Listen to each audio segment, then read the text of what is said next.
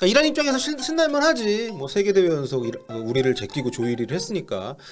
하지만 뭐 늘 그랬듯이 우리 본선 가서 잘하면 되죠. 네, 앞으로 시간 많이 남아있기 때문에 화이팅! 네, 응원 같이 하시죠. 네, 대한민국이 최종 예선 마지막 경기, 최종 예선의 최종전에서 아랍에미리트 원정 졸전 끝에 0대 1로 졌습니다. 네, 졸전이라는 말이 틀리지 않죠. 뭐 노력한 선수들, 열심히 뛴 선수들한테 좀 미안한 표현이긴 하지만 경기 내용이 워낙 좀 안 좋았고요. 아랍에미리트 선수들이 점유율을 우리한테 완전히 내주면서도 자기들이 챙겨 먹을 거 다 챙겨 먹으면서 굉장히 뭐랄까요, 효율성 있는 경기를 했다, 이렇게 볼 수가 있을 것 같습니다. 아랍에미리트의 전략은 명확했습니다. 일단 수비를 우선시하면서 역습, 속공을 노리는 전략으로 나왔고요. 단 우리가 본인들이 공격을 올라왔을 때 공격권을 뺏긴다 하더라도 곧바로 내려가질 않고 그 위치에 남아서 강력하게 전방 압박을 걸어오는 그런 축구를 했습니다. 계속 그랬던 것은 아니에요. 우리가 빌드업을 하는 것을 뭐 처음부터 끝까지 계속 전방에서 압박을 한 것은 아닙니다. 그건 체력 때문에 할 수가 없죠. 그리고 아랍에미리트가 그렇게 압박이 아주 강력하게 좋은 팀이 아니기 때문에.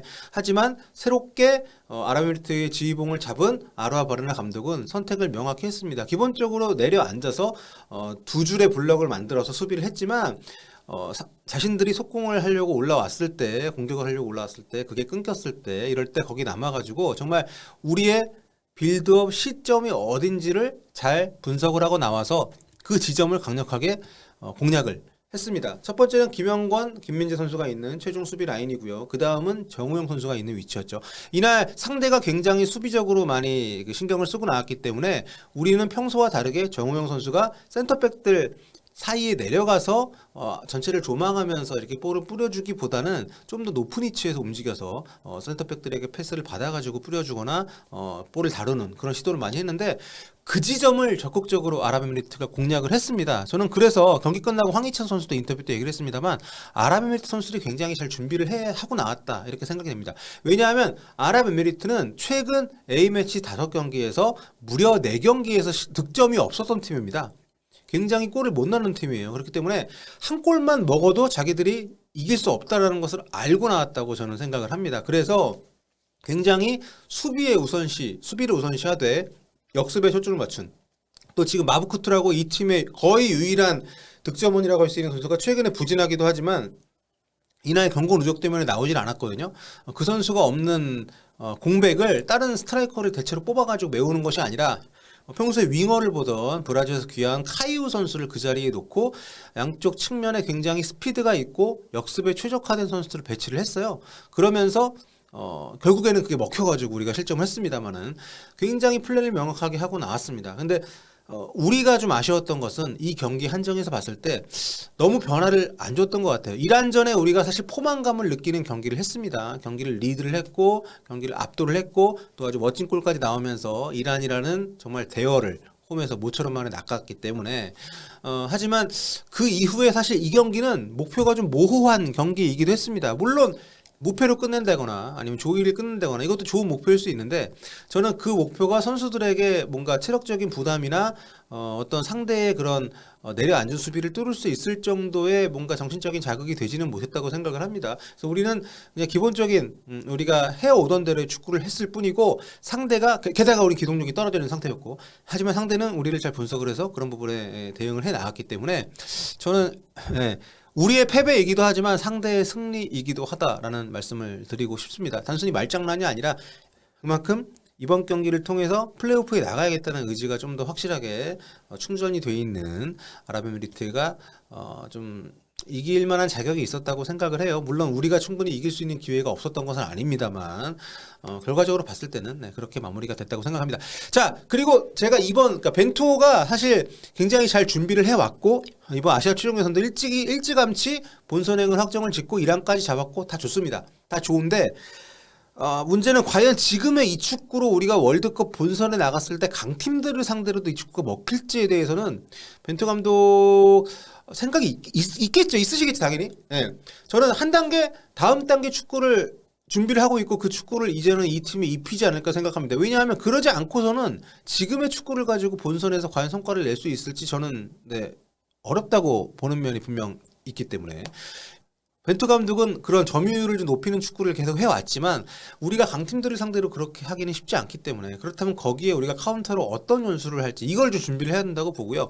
그리고 이번 경기가 저는 굉장히 우리에게 굉장히 고마운 경기일 수 있는 것이 우리의 약점을 아주 속속들이 잘 드러내는 그런 경기였다고 봅니다. 그 약점들이 드러났기 때문에 이번 아랍에미리트전에서 나온 오답 노트를 들고 하나씩 이 문제를 해결해 나가면서 6월 또 9월 평가전들 그리고 이제 11월에 있을 월드컵 본선까지 하나씩 이 과제들을 해치워 나가면서 좀 더 완성도가 높은 팀이 될 수 있어야 되지 않나. 근데 그러기 위해서는 우리가 지금의 11명 중심의 뭐 아니면 11명에서 13명 정도 중심의 이 팀으로는 쉽지가 않을 거라는 생각이 좀 들고요. 그래서 좀 더 우리가 풀을 좀 확장을 시킬 수 있는 그런 어떤 평가전들 앞으로 좀 준비를 해야 될 것 같고, 그리고 이 빌드업 문제 저는 그러니까 상대가 전방에서 압박을 강하게 치고 들어올 때 우리가 빌드업이 안 되고 뒤로 백패스 나가고 거기서 계속 우리 진영에서 못 벗어나고 이런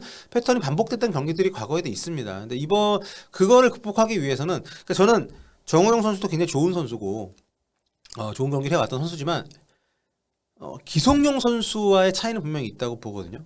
기성용 선수가 지금 대표팀 은퇴를 했지만 이런 지금 어떤 걸출한 후방 플레이메이커형 미드필더가 없는 상황에서 우리가 4-1-4-1의 포메이션을 과연 월드컵 본선에서도 가져갈 수 있을까?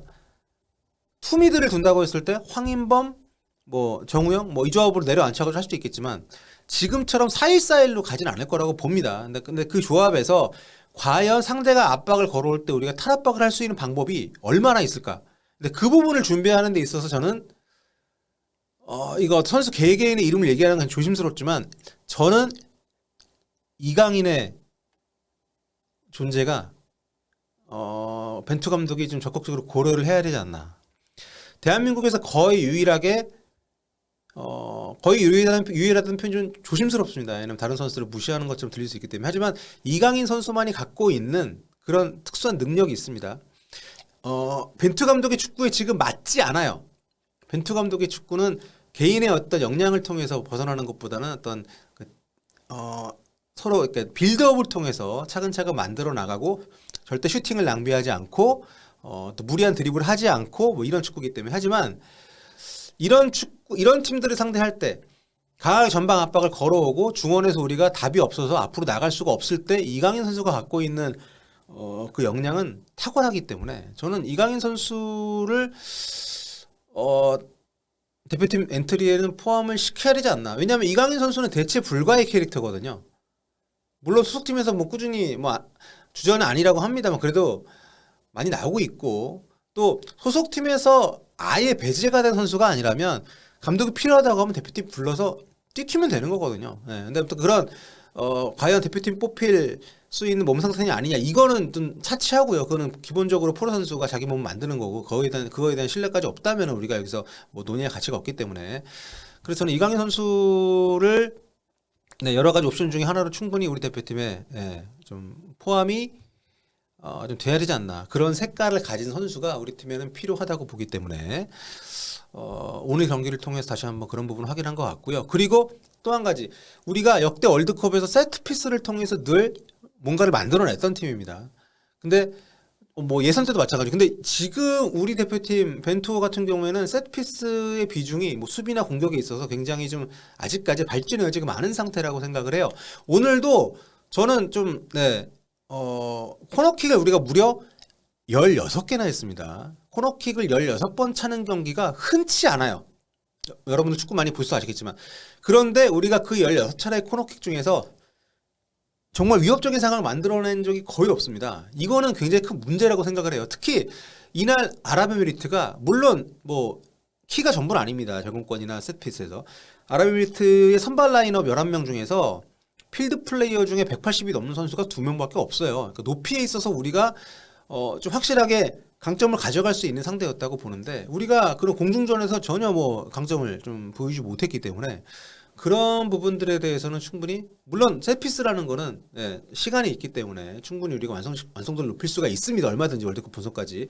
하지만 현재 지금 시점에서 봤을 때 충분히 걱정이 되는 부분이라는 것을 오늘 다시 한번 확인을 했기 때문에 그런 부분들은 우리가 좀 빨리 좀 정비를 할 필요가 있지 않나 이런 생각을 좀 해봤습니다. 그리고 약간 중복되는 말씀일 수 있습니다만 본선과 예선의 가장 큰 차이는 우리가 본선에서는 늘 리드하는 입장, 우리가 늘 상대보다 강한 입장, 상대가 우리를 어려워하는 입장에서 경기를 한다는 거예요. 그러니까 우리는 플랜 A만 갖고 있어도 됩니다. 대부분 약자가 강자를 분석해서 그들에 대한 파해법을 준비해서 나오는 거지 강팀은 자기 것만 잘해도 돼요. 약자에 대한 어떤 뭐 그런 그 대응책을 마련해가지고 뭐 플랜 B를 들고 날 필요가 없습니다. 근데 월드컵 본선은 다르죠. 우리가 대부분 약자인 경우가 많습니다. 그렇기 때문에 우리가 상대의 강점에 대한 대응, 분석 이런 것도 해야 되지만 우리가 가장 잘할 수 있는 전술이 막혔을 때 그거를 대체할 수 있는 전술적인 어떤 카드를 분명히 좀 가지고 있어야 됩니다. 신태용 감독이 지난 월드컵 때 그걸 이제 트릭이라는 표현을 써서 굉장히 좀 화제가 많이 됐었는데 그러니까 트릭이라는 약간 좀 뭐랄까요? 좀 뭔가 은밀한 그런 표현까지는 아니더라도 우리가 충분히 플랜 A가 막혔을 때 좀 풀어낼 수 있는 새로운 선수 조합의 어떤 새로운 포메이션의 플랜 B를 좀 갖추고 있어야 된다라는 것을 벤투 감독이 좀 알 거라고 당연히 생각합니다. 뭐 그전에 이제 포르투갈 대표팀을 이끌고 국제대회에 나갔을 때하고는 확실히 다르다는 것을 우리는 우리가 피파 랭킹 20위권에 접어들었다 하더라도 우리보다 강팀들이 수두룩한 월드컵 본선이기 때문에 물론 알고 있겠지만 그런 것들을 앞으로 6월, 뭐 9월 이런 평가전에서 우리가 성적 중요하지 않습니다. 히딩크 감독이 보여줬죠. 평가전은 평가전이고 이걸 통해서 우리가 실전에서 훈련이나 아니면 분석 시간을 통해서 우리가 파악한 것을 실전에서 이제 몸에 입혀서 좀 더 단련을 시키는 과정이라고 봐야 되기 때문에 평가전 외국어로는 그냥 프렌들리 매치입니다. 근데 우리가 평가전이라고 하는 건 다 이유가 있는 거예요. 평가. 그러니까 모의고사인 거죠. 모의고사라고 이게 그렇기 때문에 최종에서는 물론 오늘 같은 경기 증거에 대해서는 비판을 받는 게 맞지만 이 평가전 같은 경우는 우리 팬 여러분들께서도 좀 더 그런 긴 안목에서 경기력이 안 좋더라도 근데 만약 그런 시도를 하지 않고 계속 이번에 한 것처럼 플랜 A를 가지고 뭐 주전 선수를 계속 반복해서 기용하면서 나아지는 것도 없고 이러면은 분명히 비판을 받아야 되지만 그런 시도, 새로운 선수들의 기용 이런 것들이 앞으로는 저는 벤투 감독이 분명히 시도를 할 거라고 보기 때문에 그런 과정에서 나오는 어떤 성적 부진이나 이런 아쉬움에 대해서는 분명히 이해를 좀 하면서 우리가 월드컵 본선까지 계속 가야 되지 않나 이런 생각을 좀 해봅니다. 오늘 경기 분명 실망스러웠습니다. 그리고 이란전 때 워낙 잘했기 때문에 낙폭이 커서 더 실망감이 크고 아쉬움이 있고 걱정이 될 수는 있지만 그래도 벤투 감독이 지금까지 우리 팀의 수준을 잘할 때 우리 경기력을 봤으니까 그 수준을 높여놓은 그 지도력 전술 구상 이런 걸 우리가 좀 믿고 앞으로 남은 월드컵 기간 잘 좀 응원하면서 지켜봤으면 좋겠습니다. 자, 이제 4월 2일 새벽 1시에 조추첨이 있는데요. 우리 포트3 확정이 됐으니까 어떤 팀 만나게 될지 또 그 팀 만나면 또 그 팀도 우리를 분석할 것이고 우리도 그 팀들을 분석을 하면서 이제 해야 되니까 지금 비님 말씀하신 것처럼 한 감독이 4년 채워가지고 월드컵 나가본 게 한 번도 없습니다. 이번 처음이기 때문에 또 그렇게 만들어진 우리 대표팀의 모습 어떨지 여러분과 함께 앞으로도 계속해서 응원하면서 지켜보도록 하겠습니다.